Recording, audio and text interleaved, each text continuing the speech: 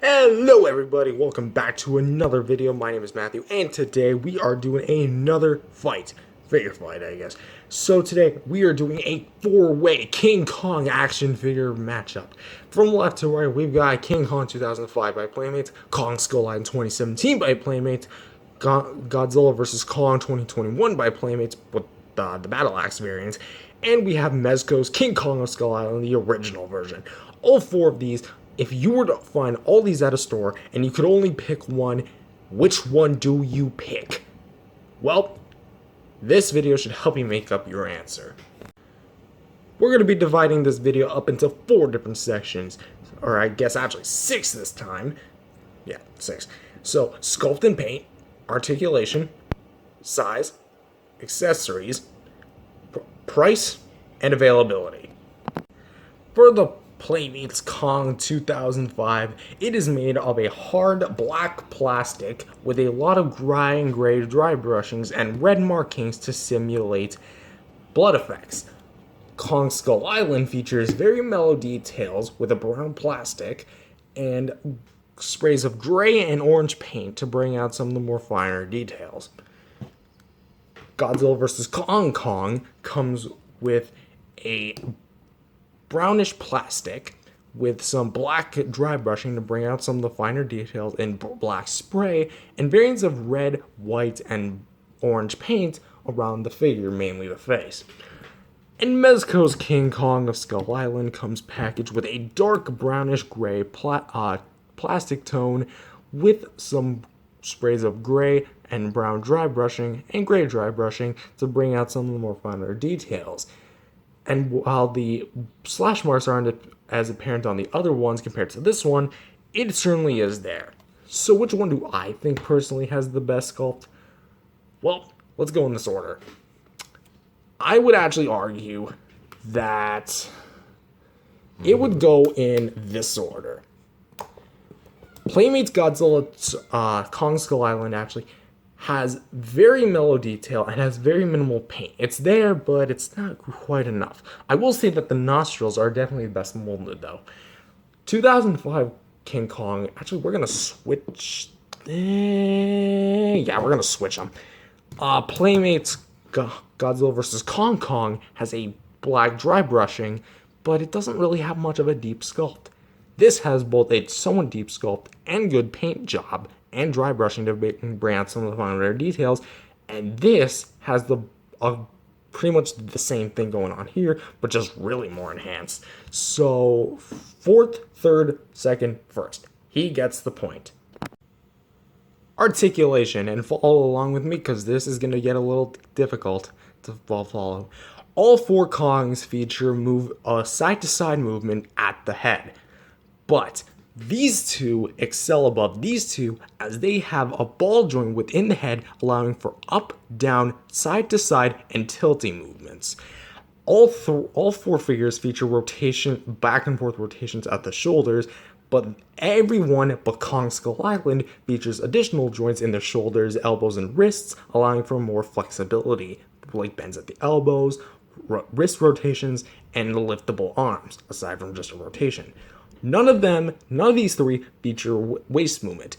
He actually has a ball joint at the waist, which allows for some back and forth movement, side to side movement, and a bunch of different movement like that. A unique addition, though, to him is that he has articulated wrists, or fingers, I should say. All of them feature movable movable hips, but he suffers from, alright, better if I explain, his doesn't rotate all the way around because, yeah, something within the plastic is preventing it from moving all the way around. And keep in mind, that's not a mistake. That is intentional. Why they didn't decide to go the extra mile and give us the full range of 360, but keep the arms 360, I have no idea. I'm just pointing that out. All the other ones feature hinge joints, swivels, ball joints, allowing from side to side movement, up and down.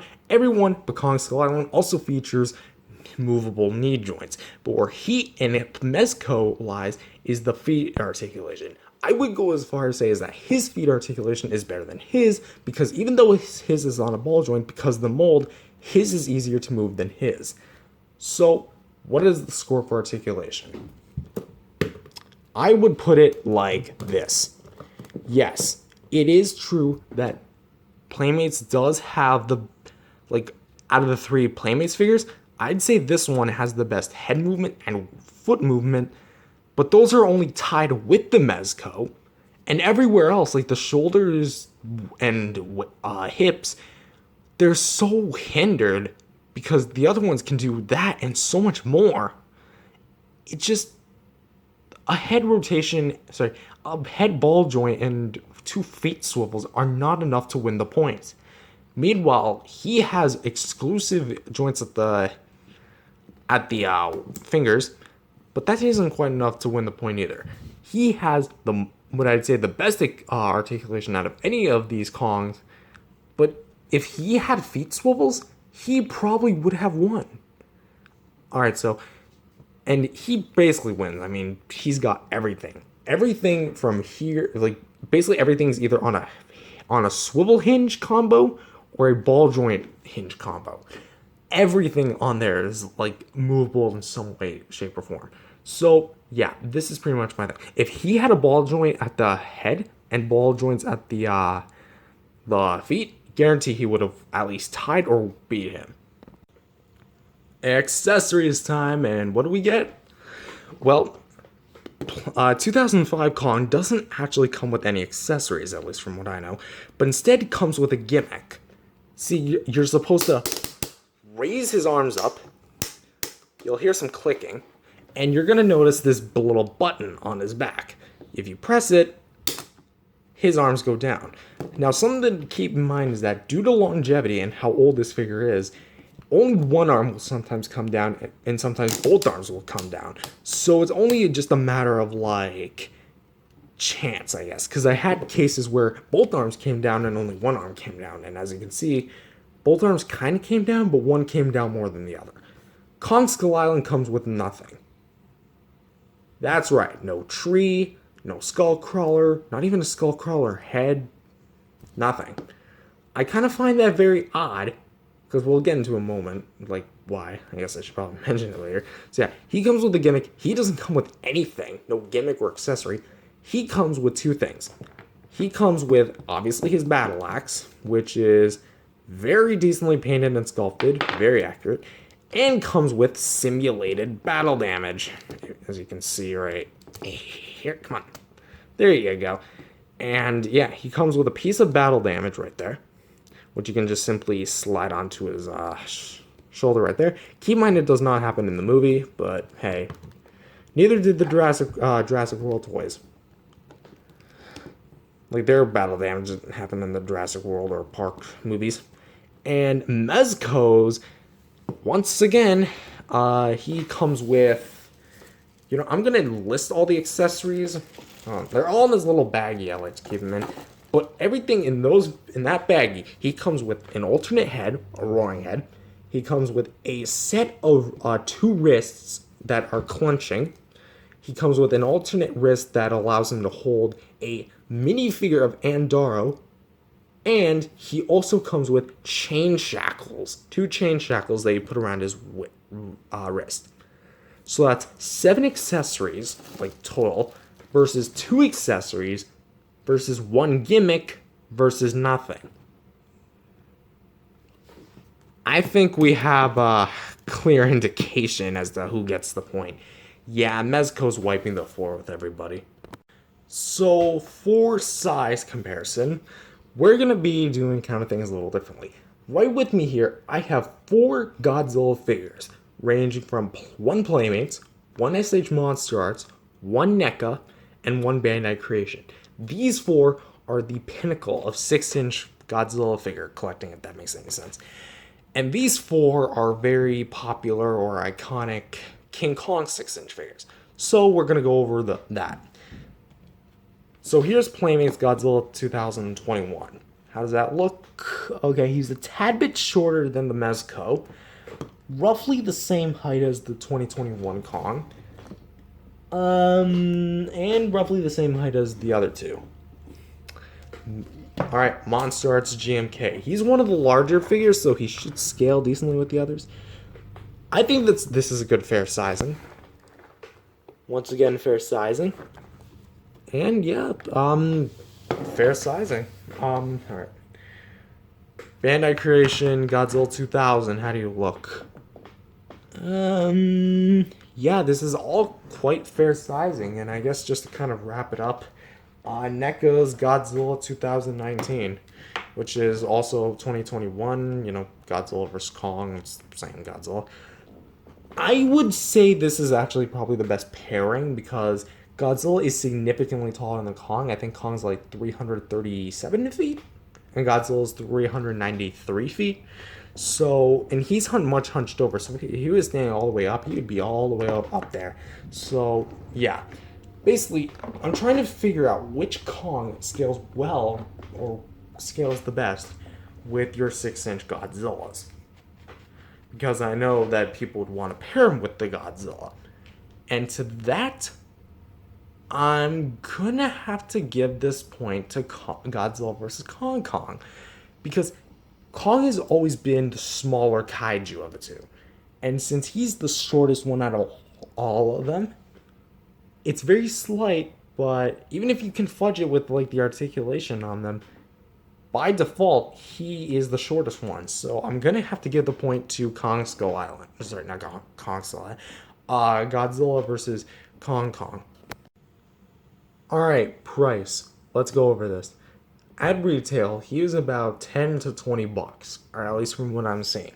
But nowadays, he's like 60 to 120. I got him for 30, but that really shouldn't affect anything. He is about 20 bucks, 15, 20 bucks. He's about $10, and he's about 40 to 50. So, going off prices here, we are going to divide this by, well, yeah. This is how we're going to divide this. So yeah, he's the cheapest, second cheapest, third cheapest, fourth cheapest, and he's friggin' expensive sometimes. So yeah, I don't know what to say for this round aside from, yeah, that's kind of, who gets the point. Or, well, I mean, hold on. I completely forgot I'm supposed to put them in the opposite order. So boom, he gets another point. Now, this is going to be a controversial topic because people are going to say, oh, I've seen this guy elsewhere. Like, I've seen this guy at McDonald's or whatever. Like this round's going to be availability. Which one is overall the most, I guess, come acrossing, if that makes any sense? Which one can you come across most likely in a store? That's basically what I'm trying to say. He was sold at a bunch of toy stores back in the day. But that was back in the day. Nowadays, the only place you can either find him is at a best chance a flea market, thrift store, or some auction place online. Maybe like eBay or something for an extremely high price. Playmates Kong Skull Island. Alright, he was originally a Walmart exclusive, but now they're actually expanding the classic Godzilla and Kong line to other retailers. And I think they have already with the reissues. So that basically means you're gonna be able to find this guy at like Target, what other kind of big chains? Yeah, Targets, Walmarts. I'm not sure of any of other kind of stores that would sell this guy, but basically other retailers aside from Walmart. He is remaining a Walmart exclusive and still a Walmart exclusive. Walmart's the only place to get him. Maybe on Amazon.com or eBay or whatnot. And I've only seen this guy pop up in comic book shops. So, you know, I'm gonna put this in a good order. So, from least to most common. Hold on, actually. Okay. Fourth, third, second, first. Kong Skull Island wins this point. And, alright, we have come to the end of this little figure war kind of fight. And from scoring the least amount of points to the most amount of points. Here are the winners. In last place, we have got Kong 2005. He does a lot of things right, but not necessarily enough to win. All right. In third place, we have Kong Skull Island. He only wins the point in availability, but that's kind of it. In my opinion, yeah, against the competition, he struggles. He tries his best, but not necessarily enough to win. Second place is Godzilla vs. Kong. He wins the point in size and price, and comes with a little bit of everything. And in first place, we have the Mezco King Kong, which has literally everything you need. Articulation, a decent size, very good sculpt paint, also very good heft. All for it's a more expensive price, but it's not SH Monster Arts level price. And plus, if you want to really talk expensive, look at the new GVK Godzilla vs. Kong statues that came out, or that are coming out. Those things are, and I kid you not, and I quote, $6,000. Not kidding. That being said, Mezco King Kong wins this video, but that doesn't mean he has to be the winner to you guys. It all depends on your personal preference. Let me break it down. If you want something old, classy, vintage, get that one. Granted, you're going to have to pay a pretty penny for him, but it's worth it. If you want something more akin to a Bandai vinyl and a 6-inch Kong Skull Island figure, because let's be honest, this is the only one on the market, get this one. If you want something fairly inexpensive, like very cheap, something you can run into Walmart, grab it, pay for it, and come out, grab this one. He comes with accessories, he comes with all good posability, he comes with a decent amount of everything. If you want a Kong that'll satisfy all of your Kong needs at a very high pace, get this one. Now, I know a lot of people are going to say, what about the NECA? What about the NECA, huh? What about the Monster Arts? Well, the Monster Arts is too expensive, and the NECA, I still have yet to run into it. Yeah, there's like online shops, but none of them work.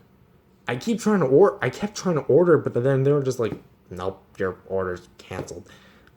I guess that's because of the, C thing, the virus. Yeah, that. But basically, online shops can't help right now, and my comic shops are completely sold out of the NECA Kong or just don't have it at all.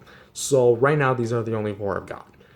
So that being said, if you're looking for any of these, my personal recommendation would be get one of these 2. Like, if you're just looking for an articulated Kong. If you're looking for something that's not too articulated, get him. Vintage, get him. So yeah, that's kind of my 2 cents on this. I love these King Kongs for different reasons over each other, and I love them in their own separate ways. When it's all said and done, when you pit these figures together, taking a look at what each and every single one of them has to offer over the other, he's the winner. That being said, I hope you guys enjoyed this video.